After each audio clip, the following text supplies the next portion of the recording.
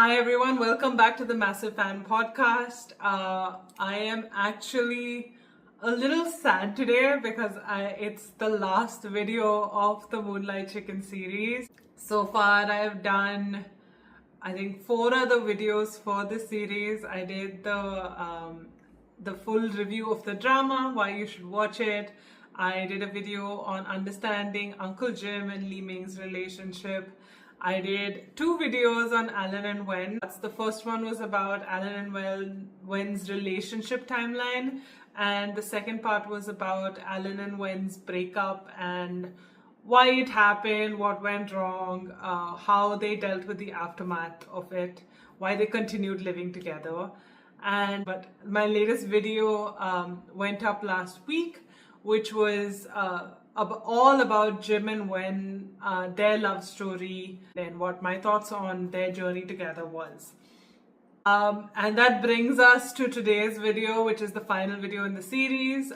This video is going to focus on Jim and Beam, because I feel like it's very hard to take Moonlight Chicken as a story and look into all of the characters and all of the consequences of what goes on in the show without talking about Uncle Jim and Beam's relationship.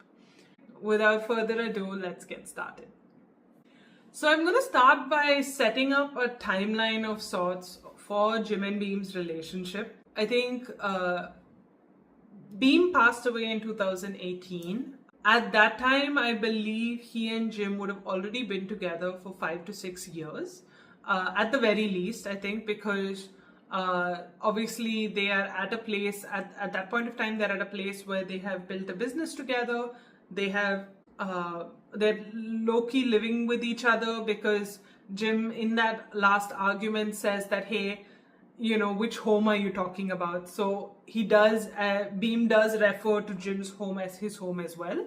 So they're living together, they have a business together, and they've exchanged rings in a show of their commitment to each other. So I think all of that indicates that they've been together for a considerable amount of time. We don't know the number of years they've been together. My assumption is between like 5 to 7 years they've already been together. I think we can assume that they're both relatively the same age, given that Beam is 34 when he passes away, and 4 years later Jim is in his late 30s, which means that they must have met when they were in their late 20s, maybe like 26, 27 is when they would have met. Now, what we know about Beam's relationship with his ex, or with the woman, I won't call her ex because he didn't ever really break up with her. So Beam's relationship with his girlfriend, she reveals that it started when they were in college together. Now, college age, I'm assuming, is like 18 plus, so 18, 19, 20, which means Beam must have been in a relationship with that woman for almost close to a decade when he met Jim and decided to pursue a relationship with Jim. Now, so we've established that timeline, right? Now, I've seen a lot of reactions where the reactors are a lot more forgiving of Beam, in the sense that they explain his situation as, hey, you know, he must have to be closeted because his parents are not accepting, and there's societal pressure on him to get married to a woman, and so that's why he's still with the girl, but he really is in love with Jim as well, and he doesn't know what to do. I sympathize with that situation, in the sense that, yes, that must be a very hard place to be in. But at the same time, I have no feelings of empathy towards Beam. I think he's, honest to God, a terrible human being, because even if that was the case, you're getting into a relationship with this man because okay, yeah, I want to be in love with the person, with the gender I'm attracted to, rather than just be with this woman for the rest of my life to make my family happy. But you're stringing them both along, right? And it didn't look like in the photos, in whatever conversations, from the conversation the woman has with Jim at the very end, it didn't sound like Beam was a bad boyfriend to her outside of the cheating, right? Because she didn't want to let him go either. It didn't sound like Beam was not giving her what she wanted, or that she felt that Beam was lacking as a boyfriend in any way. So he was genuinely, I think Beam was genuinely in love with two people, and at the same time, and trying to be with both of them at the same time. And I don't think, I mean, maybe there was an element of societal pressure and parents not being accepting of a homosexual relationship, because his parents obviously are revealed to be homophobic at the end when we see the flashback of Jim at the funeral. I will get to that scene a little later, but we know that his parents were homophobic, obviously. But at the same time, I don't think he was stringing both of them along because he felt unsafe, or like that he needed to be closeted. Maybe, yes, I don't think he had accepted the fact that he might have been gay. I think he wanted to play both sides of the card. I feel like he didn't want to reveal that he was gay to his parents and have to deal with the fallout of that. I think Beam was a little bit of a coward, right? I think he was a coward, and he was selfish. Coward because he didn't want to do anything the hard way. He didn't want to do anything that might make his life a little bit more difficult in order to make the people he loves happier, right? And he's selfish because he was only thinking about himself, right? He was only thinking about, how do I keep what I love about this situation? I love her, I love him, I get different things from both of them. With her, I'm able to be with my family knows about her, they accept her, I'll probably get married to her down the line and have kids. With Jim, I'm getting, love and acceptance and the ability to explore my sexuality and be with him in a way I want to as well, without having to deal with all the stigma of coming out and being a gay man. So I think he was just like, how do I keep both these things and live the best life that I can? And that's what he tried to do. So I have very little patience for Beam in general, and I am not at all a fan of his character. I think Jim, when we talk about Jim in relation to Beam, I think Beam really did a number on him. I think it's clear that Jim found out about Beam cheating well before Jim actually confronted Beam about cheating, right? And I think I talked about this in my video, in one of my videos. I talked about the fact that there was a period of time when Jim knew that he was being cheated on, and when he finally confronted Beam about it. I think it was in my previous video with Jim and Wen that I spoke about this. I spoke about the fact that Jim must have been kind of pulling himself away from that relationship ever since he found out that Beam had been cheating, maybe observing more and more the holes in Beam's story when he's telling lies. I think he was distancing himself bit by bit up until he finally felt like he was at a place where he could confront Beam about the fact that he was cheating on Jim.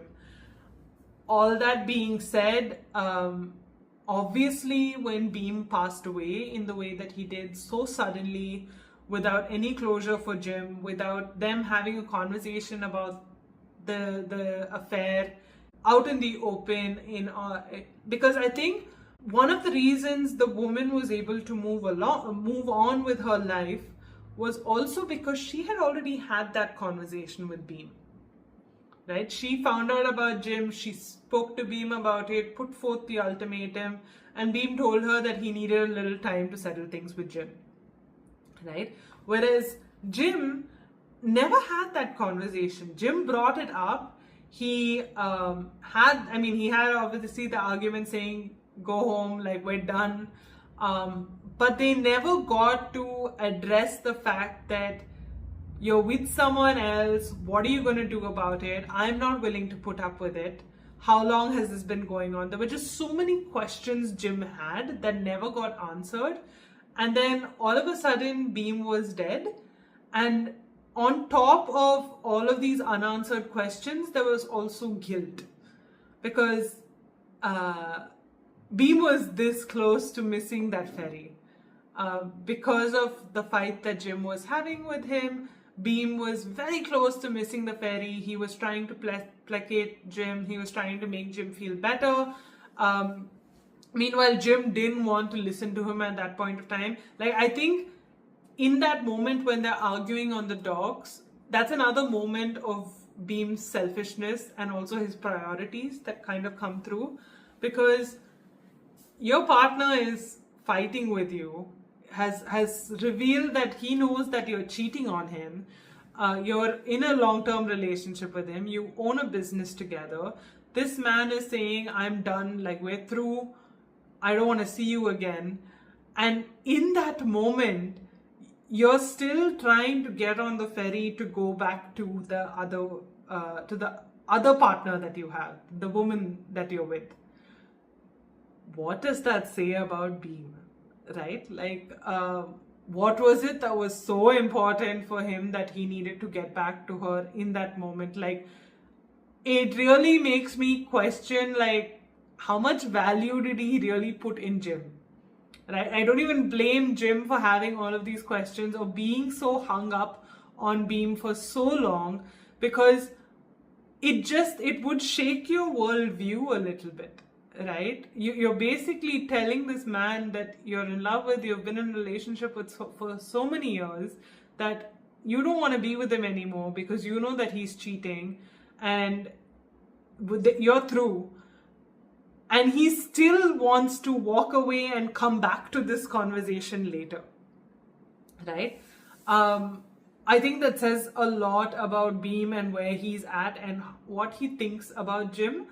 And I think Jim was dealing with all of that. And also, when the ferry accident happened, he had to deal with the fact that, hey, should I have, like, forget Beam, the fact that Beam really wanted to get on that ferry either way.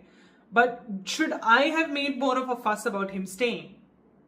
Should I have said that, no, I need you to stay now and sort it out, and then maybe he wouldn't have gotten on that ferry and then he wouldn't be dead, right? So I think all of the hang-ups that Jim has about Beam are less about any lingering feelings or being in love with Beam still, and more about all of the doubts and insecurities and questions and guilt that he's dealing with in the aftermath of Beam passing away.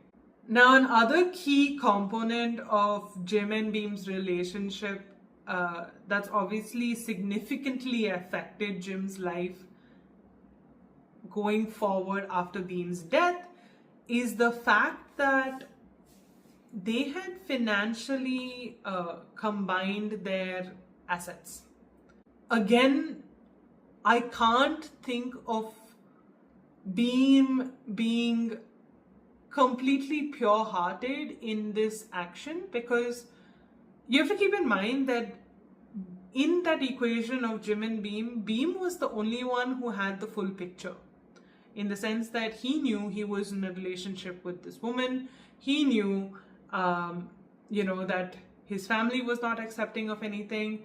He knew that Jim was in a really bad financial situation to begin with, because he was trying to do everything from scratch. He'd run away from his family. He had nothing to his name.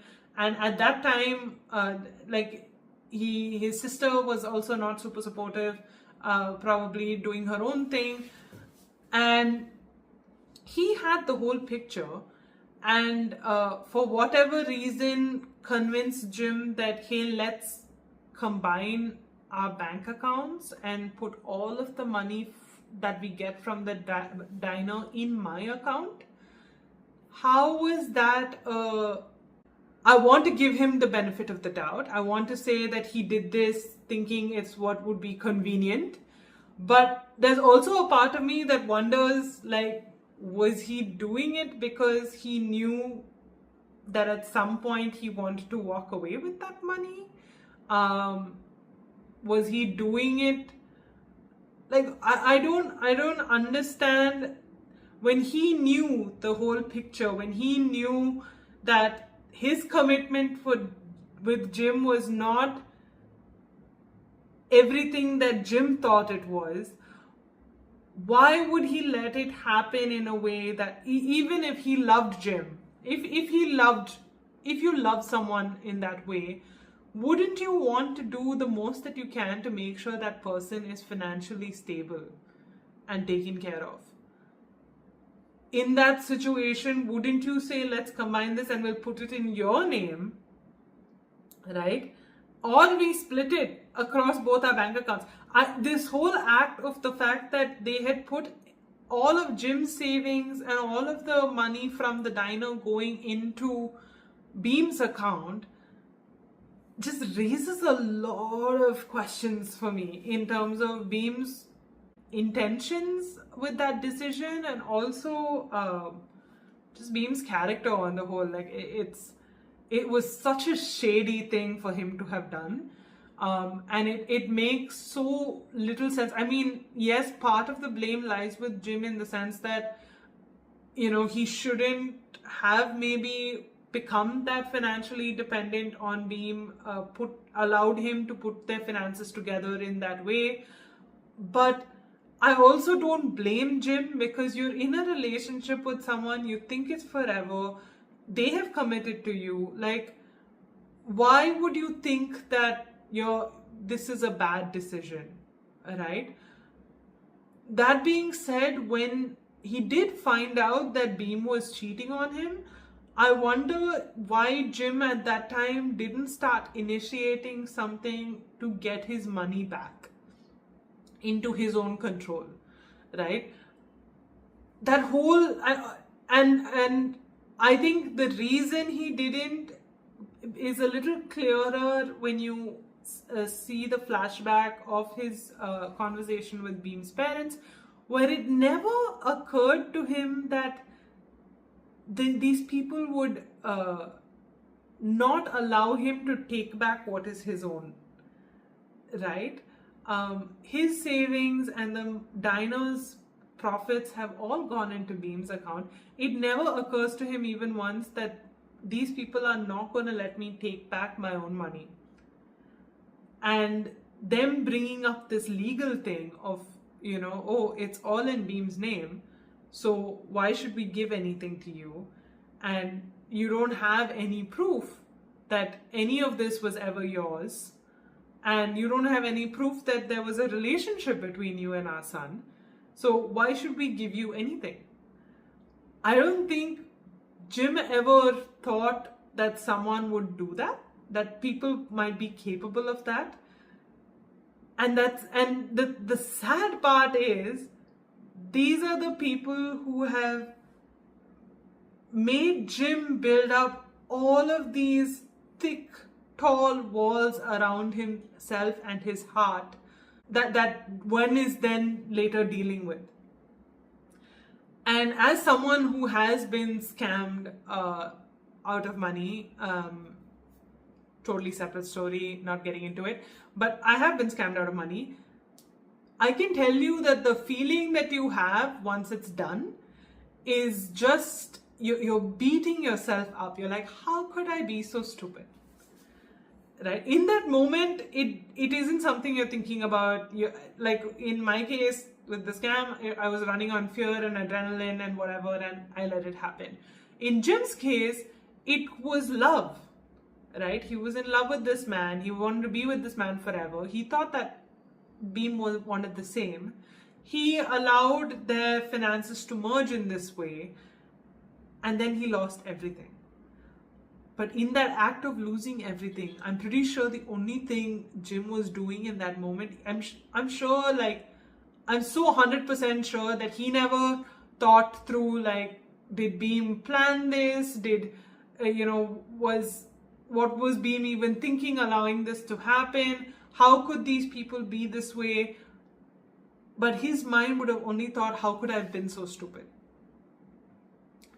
How could I have let this happen to myself? And that's why he's like, I'm never going to let it happen again, right? And that is the mountain that one is climbing in order to reach Uncle Jim. So in the end, I think it comes back to Uncle Jim.